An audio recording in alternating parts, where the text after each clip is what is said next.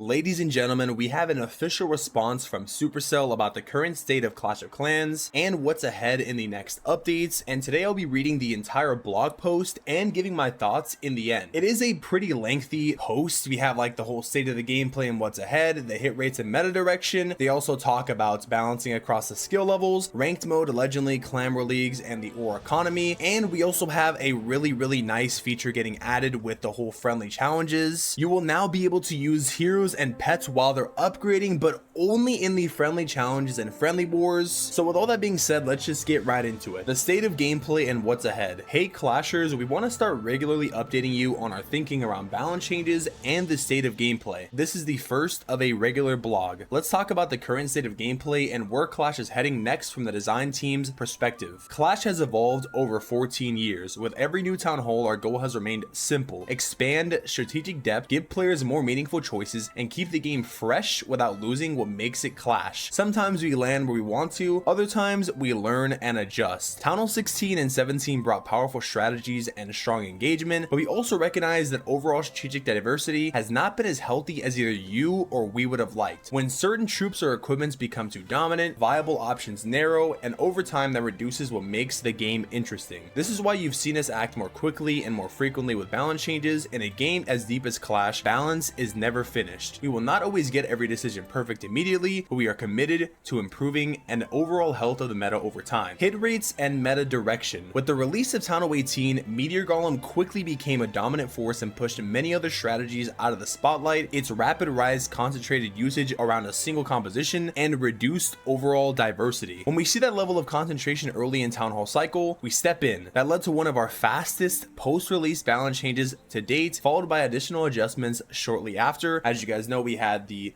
initial release of Town Hall 18, and then we had like the February and even end of December, so there was like quite a few balance changes already with the equipment and the troops. One interesting outcome of those changes was the re-emergence of the life gem. It had received incremental buffs over time but remained underused. Once the most dominated strategies were brought down, adoption of the life gem increased significantly. In hindsight, it appears to have been strong but overshadowed. Since the release of balance changes, we are closer to where we want to be. However, there are still outliers and room to improve variety. Our approach moving forward is steady tuning. The goal is not to erase strategies, it is to create space for more of them. And then they have a chart below with the hit rates over time. So the chart below shows overall 3-star and 1-star rates from Town Hall 18 release through today across ranked play, Legend League, and High Legend League, which is what they consider to be 5400 plus trophies, with major updates and key Legend League periods highlighted. Now, as you can see in the hit rates over time for Town Hall 18 from the Town Hall 18 release until today, there is some interesting points. You see like a big fall down, and then you see like a quick rise up, and then a quick fall down, and then rise up towards the end right there of 1229, which is, you know, December 29th when they did the balance changes. Or the first balance update was actually, I guess, on January 13th, so you can see, you know, decrease right there. It kind of stays very similar, and then it goes all the way up from the January season final week to the February season post balance update number 2 launch, which is I think when they decided to do the new Legend League, or they reduced the modifiers. So yeah, you can see the High Legend League 3-star rate increased significantly near the beginning of the February season post balance update number 2 launch, and then it continued all the way into the final February season final week, and then update number 1, it was at its peak, and then it went down, and it's been pretty steady ever since the like Dragon Duke release. You can even see the rank 3-star rate, the Legend League 3-star rate, and the High Legend League 3-star rate have been, well, the High Legend League 3-star rate has been kind of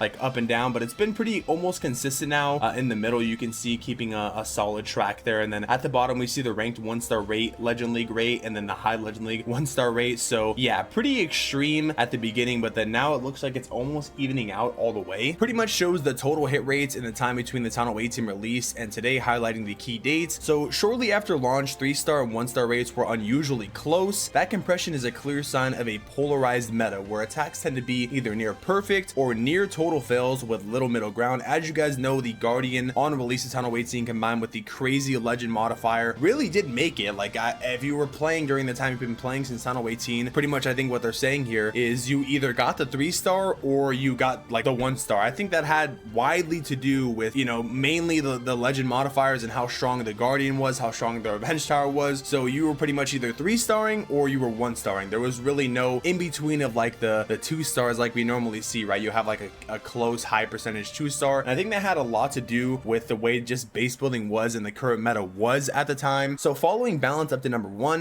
where we made initial adjustments across both dominant and underused options, the gap remained extremely narrow and in some cases became even more compressed. While some of those changes helped set up alternative strategies later on, they did not immediately shift the overall meta. It was only after balance update number 2, which introduced broader tuning across both offensive and defensive, that separation between outcomes widened and overall 3-star rates came down from their peak. Comparing equivalent season windows, outcomes are now less compressed and performance is now more evenly distributed, which you can see from the graphs here. You know, you can see like a really big spike, and then now they're really similar when it comes to the actual graph, like towards the end there. The current picture shows a more diverse meta. Usage is spread across a wider range of troops rather than concentrated in a single dominant strategy, and that is meaningful progress. At the same time, overall 3-star hit rates in some areas remain higher than we're comfortable with, and several troops continue to post elevated performance. Variety has improved, but overall attack strength remains high. The next step is addressing that carefully without undoing the diversity gains we have made. We are also monitoring the performance of the Dragon Duke. It has made a noticeable impact on the current meta, and we will continue to evaluate how it develops as players explore different strategies. Any adjustments, if needed, will be communicated in advance. We have also heard the feedback around wanting more troops upgrades earlier in the Town Hall cycle. Expanding upgrade paths is an important part of keeping armies evolving and strategies fresh, so the next update will bring additional troop upgrades with updates to troops like the Dragon and the Yeti, among others. Now obviously the Dragon has not gotten a new level since Town Hall 18, which has been pretty interesting because I think normally at Town Hall 16 and 17 we've gotten dragons like right away, but that did lead to the highly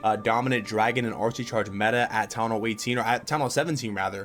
So it's good that they're going to add, you know, obviously the more popular troops into the meta. And I think if you guys just to speak about my honest thoughts on the current meta, I think the meta is pretty diverse. Obviously there's certain strategies like the Dragon, maybe like Dragon revive strategy or throwers are still a little bit strong, but yeah, how these changes land will inform how we approach troop upgrades in future town halls. As always, shifts in balance and progression can open up opportunities for different strategies to return or evolve over time. Balancing across skill levels. Clash is played at many levels, from casual daily attacks to the highest competitive play. Sometimes a strategy performs normally for the majority of players, but becomes oppressive at the top. Other times an issue appears broadly across all skill levels. Our responsibility is to look at both. In general, we aim to balance for the overall health of the game across all segments. However, when extreme outliers emerge in either general play or top level competition, we may act specifically to address that environment. This does not mean we balance only for professionals. It also does not mean we ignore them. When something significantly reduces strategic diversity or pushes performance beyond healthy limits, it requires intervention. Balance is not about making every strategy equal. It is about ensuring multiple viable paths to success exist and that skill expression continues to matter. Ranked mode, Legend League, Clan War Leagues, and the ore economy. These are going to be the hottest topics that I know a lot of people are going to want to know about. Several progression and competitive systems have been key discussion points already, including ranked mode, Legend League, Clan War League battles, and the ore economy. Ranked mode. For ranked, we introduced a few smaller changes in the February update aimed at making the experience feel less grindy and easier to manage. We know there's still more to do, and we continue to iterate based on player feedback. Our next steps focusing on making ranked easier to understand and more satisfying to compete in. We are improving how performance is displayed during tournaments, making results clearer to follow, and refining leaderboard navigation so that it is more intuitive across the ladder. Alongside these system improvements, we are also refining several parts of the ranked experience, including clearer battle logs, better leaderboard visibility, clearer visibility of active defensive layouts, and smoother promotion and demotion flows. We are also exploring ways to give players a bit more breathing room within the ladder so players have more time to step away from pushing without immediately risking demotion. Many of these improvements benefit players across the entire ladder,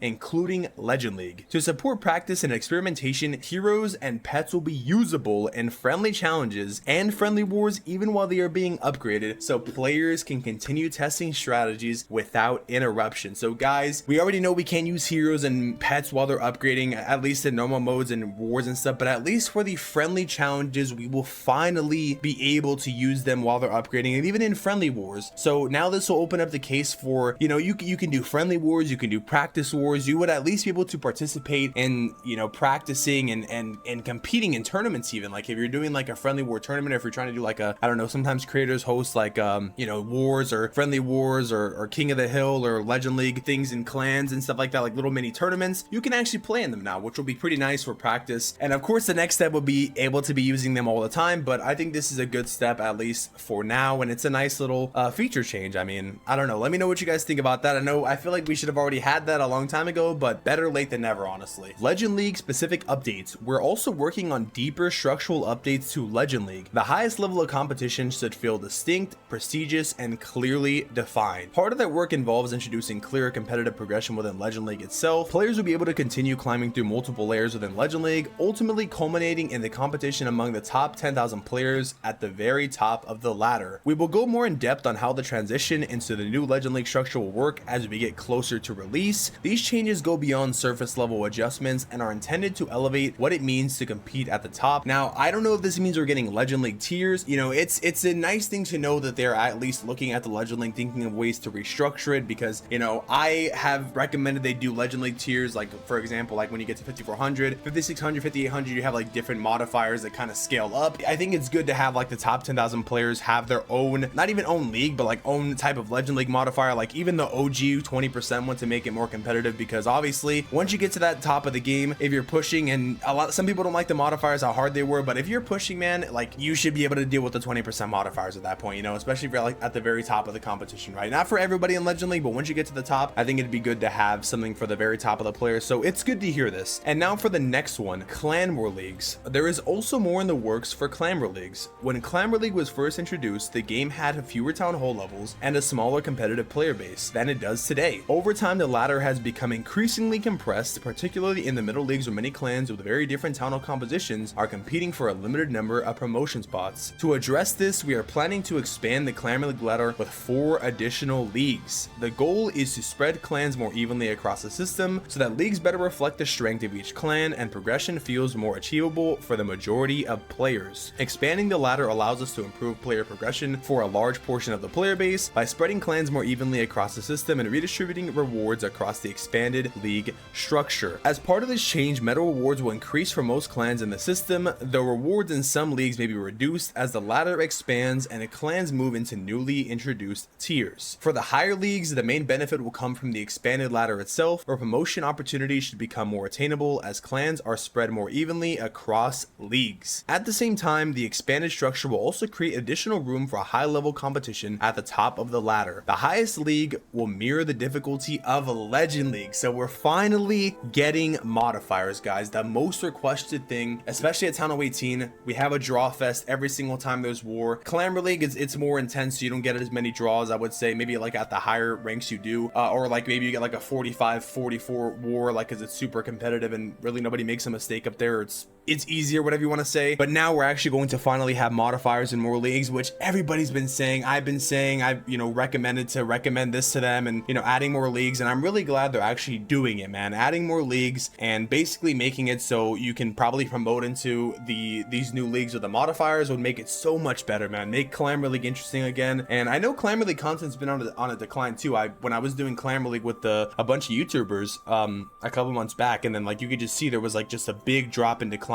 Nobody really makes Clan War League content anymore because everybody knows how normal mode is. No one really cares to watch no modifier wars anymore because, you know, they're just way easier than Legend League and esports, right? While selected leagues below it will introduce league specific modifiers that create distinct competitive environments across tiers. So yeah, it's gonna be nice to have tiers. It's gonna be nice to have modifiers. It'll be good, man. I'm excited. It'll make Clan War League somewhat enjoyable again and somewhat competitive for everyone. 15v15 will remain the primary competitive format for Clan War League. However, if demand continues to grow, we may also explore raising the league ceiling for other formats over time. Ore economy. The ore economy is another area we know needs improvement. We know the current system is not optimal. Access to ore directly affects how freely players can upgrade and experiment with equipment, which has had a real impact on the overall experience. We are actively working on finding new and more consistent ways for players to obtain ore later this year. Any adjustments need to be handled carefully since they affect long-term progression across the entire game. Improving reliability and overall access is something that we are committed to addressing. And finally, looking ahead. For 14 years and counting, Clash has continued to evolve. New strategies rise, old ones return, and every update shifts how the game is played. The constant change is part of what keeps Clash exciting. The passion from this community fuels that evolution. We deeply appreciate the constructive feedback from players across all levels, including many of our content creators who help surface discussions around strategy, balance, and progression. We developed this game for you and always want to hear what you think. We will not always get everything perfect immediately, but we care deeply about improving over time and making decisions that support the long-term health of Clash. Our goal is simple: keep the game strategic, competitive, and most importantly, fun. There's a lot more ahead, and we're looking forward to building it together with all of you. Clash on, the Clash of Clans design team. And that is pretty much the entire blog post. A lot of words, pretty lengthy.